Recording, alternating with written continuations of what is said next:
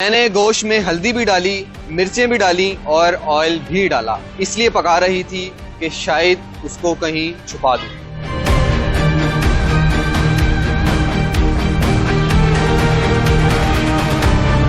کراچی کی زینب اپنے ہی شوہر کا گوشت پکا رہی۔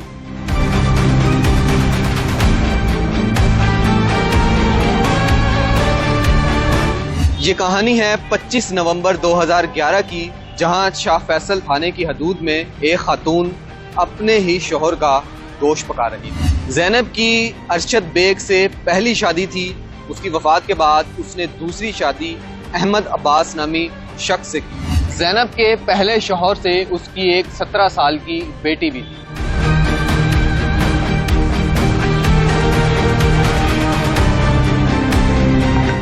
زینب نے الزام لگایا کہ اس کا دوسرا شوہر احمد عباس اس کی پہلے شوہر سے ہوئی بیٹی پر غلط نظر رکھتا تھا، جس کی وجہ سے گھر میں جھگڑے معمول کا باعث تھے۔ وہ نشے کا بھی عادی تھا اور اس کی بیٹی سے اکثر دستے گریباں رہتا تھا۔ وقوع والے روز بھی اس نے اس کی بیٹی کے ساتھ غلط حرکت کرنے کی کوشش کی۔ اسی دن اس نے یہ فیصلہ کر لیا تھا کہ وہ اسے موت کے گھاٹ اتار دے گی۔ رات کو اس نے اسے نشے کی گولیاں دے کر سلا دیا اور پھندا دے کر اسے قتل کر دیا۔ قتل کرنے کے بعد اس نے احمد عباس کی لاش کے چھوٹے چھوٹے ٹکڑے کر کے صندوق میں بند کر دیے۔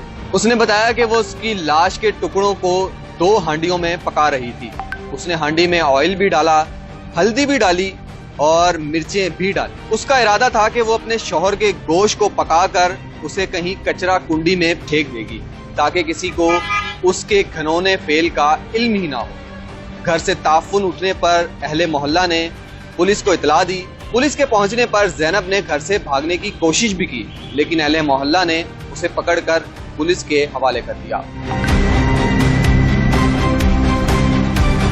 پولیس کی دوران تفتیش زینب مطمئن تھی اور بڑے ہی اطمینان سے پولیس کے تمام سوالات کے جوابات دیتی رہی، لیکن جیسے ہی اس کی بیٹی کا ذکر کیا تو اس کی آنکھیں نم ہو گئیں۔ پولیس حکام کے مطابق اس نے اس کی لاش کے ٹکڑے اسی کی لائی ہوئی چھریوں جو کہ بقرہ عید پر قربانی کے لیے استعمال کی جانی تھی، اسی سے اس کی لاش کے ٹکڑے کیے۔